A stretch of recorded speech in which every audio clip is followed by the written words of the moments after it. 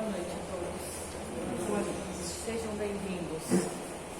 Às terças-feiras nós temos a leitura de um trecho do Evangelho segundo o Espiritismo e uma reflexão em cima desse trecho, com base nesse trecho, tá? Para hoje nós vamos ler capítulo 7, uma das bem-aventuranças, a primeira delas, bem-aventurados os pobres de espírito. Neste capítulo, riquíssimo, para variar, né? Nós temos aqui esclarecimentos a respeito do que se deve se entender por pobres de espírito.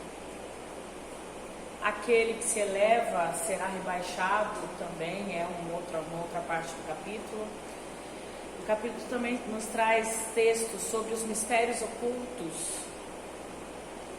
E o nosso trecho lido hoje está nas instruções dos Espíritos, que vem falar para a gente sobre o orgulho e a humildade. Lá no item 11. E nos traz o seguinte texto: que a paz do Senhor seja convosco, meus queridos amigos. Aqui venho para encorajar-vos a seguir o bom caminho. Aos pobres de espíritos que habitaram outrora a terra, conferiu Deus a missão de vos esclarecer. Bendito seja Ele pela graça que nos concede de podermos auxiliar o vosso aperfeiçoamento. Que o Espírito Santo me ilumine e ajude a tornar compreensível a minha palavra, outorgando-me favor de pô-la ao alcance de todos. Ó vós, encarnados, que vos achais em prova e buscais a luz, que a vontade de Deus venha em meu auxílio para fazer essa luz brilhar aos nossos olhos. A humildade é virtude muito esquecida por vós. Bem pouco seguidos são os exemplos que dela se vos tem dado. Entretanto, sem humildade, podeis ser caridosos com o vosso próximo? Não, pois que este sentimento nivela os homens e os induz à prática do bem. Sem a humildade, apenas vos adornais de virtudes que não possuis, como se trouxesseis um vestuário para ocultar as deformidades do vosso corpo. Lembrai-vos daquele que nos salvou. Lembrai-vos da humildade de Jesus, que tão grande o fez, colocando-o acima de todos os profetas. Nossa irmã querida e amada Helena, ao fazer a abertura, ela estava trazendo para a gente essa responsabilidade da nossa encarnação, do quanto precisamos buscar esse amadurecimento espiritual e do quanto é importante viver com a virtude da humildade. Até porque eu posso até me fingir de humilde, mas a espiritualidade tudo vê. Eu posso me adornar de humildade, mas se eu não a praticá-la, a espiritualidade, Deus que tudo vê, sabe. Eu posso estar dissimulando, eu posso estar mascarando uma condição em mim. Então eu não consigo esconder, dissimular isso para a espiritualidade. E aí a nossa reflexão, antes que a gente continue, eu trouxe para vocês um texto que ilustra essa questão da busca pelo amadurecimento espiritual e do quanto é importante viver a humildade para alcançar. E é uma historinha que traz para a gente dois irmãos. E foi assim que, conhecendo as verdades espirituais, dois irmãos que moravam na distante Índia encontravam-se preocupados com o desenvolvimento espiritual que teriam nesta encarnação.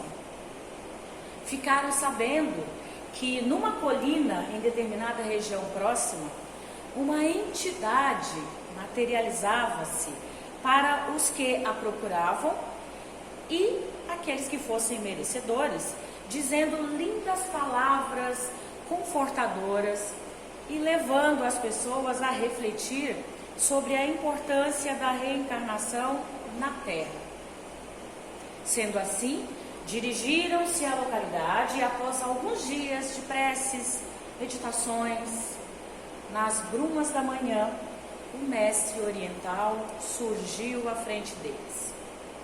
Ambos, ansiosos nos seus sonhadores 20 anos, perguntaram: Mestre, queremos que o Senhor nos oriente quanto aos procedimentos que deveremos ter em nossa existência para podermos atingir o maior grau de evolução nesta vida.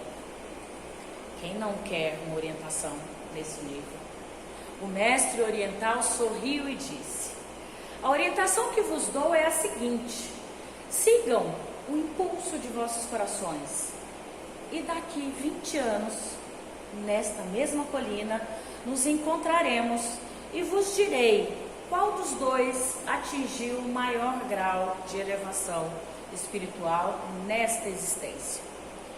Foi assim, e eles saíram e foram para o mundo. O mais velho levou a sério, ingressou em um mosteiro e dedicou-se aos estudos, às vibrações, aos atendimentos aos mais carentes que ali aportavam.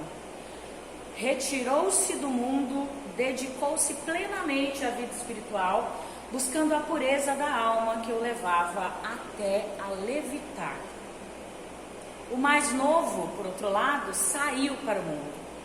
Casou, descasou, viveu, bebeu, caiu, levantou, mas sempre acolheu a todos que o procuravam. Não tinha hora para atender os necessitados. Amava intensamente o ser humano. E muitas vezes, pela madrugada, levava para sua humilde moradia aqueles que faziam da sarjeta o seu travesseiro. Dezenas de anos se passaram e no dia ajustado, os dois irmãos, já com os cabelos grisalhos, encontraram-se na colina que lhes serviu de palco o seu idealismo juvenil. Muitas emoções invadiram aqueles dois corações, distantes geograficamente por tanto tempo, mas unidos espiritualmente. Subiram a colina. Alguns dias se passaram entre preces e vibrações, até que nas brumas da manhã surge aos olhos dos dois irmãos a figura translúcida daquele mestre oriental. Choraram sensibilizados e cada um contou a sua história. O mais velho, após o relato, acrescentou: creio ter atingido o máximo em pureza espiritual, mestre. Tenho certeza de que cresci nessa encarnação e acredito ter hoje uma bagagem interior que me irá conferir, ao desencarnar, uma posição de elite no plano espiritual. Já o mais novo falou: mestre, errei muito, mas amei muito também. Se evoluir, foi graças à bondade dos irmãos que encontrei na minha estrada, e esses irmãos me permitiram fazer alguma coisa de positivo nessa existência.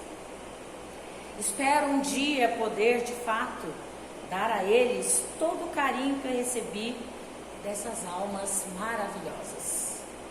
E então, grande mestre, falou o irmão mais velho, qual de nós conseguiu atingir a maior evolução? E aquela entidade de luz falou: tu evoluíste muito, estudaste, oraste, jejuaste, purificou teus dias na prática da caridade. Teu irmão saiu para o mundo, viveu o dia a dia na poeira da estrada.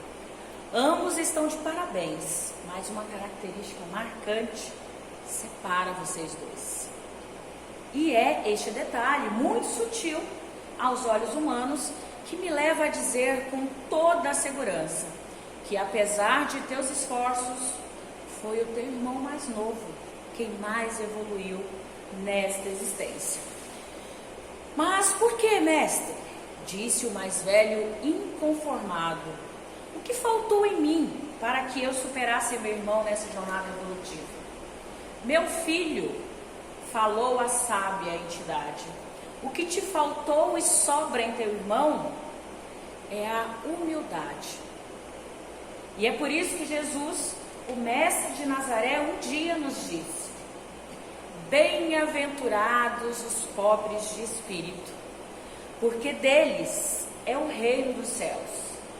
A grande alavanca de nossa evolução é nos desprendermos da vaidade e do orgulho que nos cega e embaça os nossos sentidos, atravancando o nosso progresso e evolução. Alegro-me de ter vocês dois como amigos.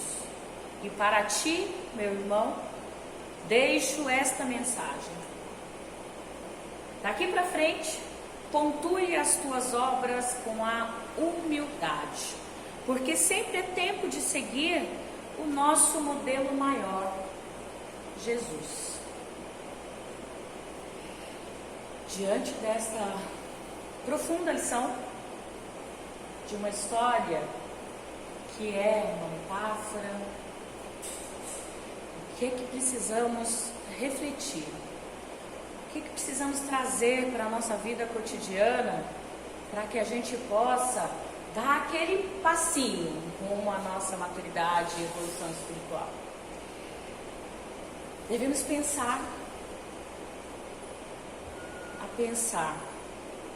devemos começar a pensar que o poder, a fama, os bens materiais, eles vão e vêm. Inclusive, é sabido que as grandes fortunas, elas dificilmente chegam a uma terceira geração. O avô que passa para o filho, dificilmente essa fortuna vai chegar ao neto. E por quê? Porque nós, geralmente, nós nos perdemos nos redemoinhos da vida material. Então a gente deve refletir e buscar valorizar aquilo que de fato tem valor e contribui para a nossa evolução. Hoje, como espíritas, como cristãos, nós temos alguns esclarecimentos e sabemos da necessidade do nosso crescimento espiritual, da importância disso, para que a gente possa passar por essa vida de provas e expiações, que só acontecerá à medida que conseguirmos purificar os nossos sentimentos, a ponto deles se tornarem verdadeiros, cristalinos, transparentes. Porque aquilo que eu falei no começo, a espiritualidade, ela enxerga tudo. E não adianta eu me camuflar de humilde. Eu preciso de fato colocar na prática a virtude da humildade. E aí lá no Livro dos Espíritos, até para que a gente tenha tudo muito embasado nas obras espíritas, tem uma questão lá no Livro dos Espíritos que eu trouxe para ler para a gente, que é a questão 457, que vem falar sobre o quanto nós somos vigiados, o quanto nós somos acompanhados, o quanto nós somos orientados, auxiliados pela espiritualidade. E a questão é a seguinte: os espíritos podem conhecer nossos mais secretos pensamentos? Os espíritos podem saber se nós estamos sendo humildes de fato? Ou nós estamos só colocando essa humildade através de palavras? Ou a gente está se envaidecendo com as nossas atitudes de caridade no dia a dia? Lembram do irmão que tinha certeza que ao desencarnar ele faria parte de uma elite espiritual, tamanha tinha sido a evolução que ele tinha certeza que tinha alcançado. Então que a gente possa praticar essa caridade, mas que a gente possa não se envaidecer, porque os espíritos respondem à questão 457. Frequentemente os espíritos conhecem aquilo que todos nós queremos ocultar. E às vezes nós buscamos essa ocultação de nós mesmos. Nem pensamentos, nem os nossos pensamentos podem ser dissimulados, porque os espíritos sabem o que está dentro de nós. Nesse caso, pareceria mais fácil esconder uma coisa de uma pessoa viva que fazer a mesma coisa para essa pessoa depois de sua morte. É mais fácil esconder o que eu tenho feito, que sentimentos eu tenho plantado, regado dentro de mim, de qualquer um aqui encarnado. A mesma pessoa, depois de desencarnar, ela vai ter o conhecimento daquilo que fez. Não é à toa que muitas vezes a gente se depara com um obsessor. Quando a Helena comentou de que o nosso inimigo pode ser aquele irmão que, ao encarnar junto conosco, se sentiu lesado, enganado, traído, e ao desencarnar descobriu o que fizemos. Certamente, e quando vos credes bem ocultos, tendes frequentemente uma multidão de espíritos ao vosso lado que vos vê. Que Jesus seja a nossa fonte inesgotável de luz, que Deus nos abençoe, que assim seja, graças a Deus. Graças a Deus.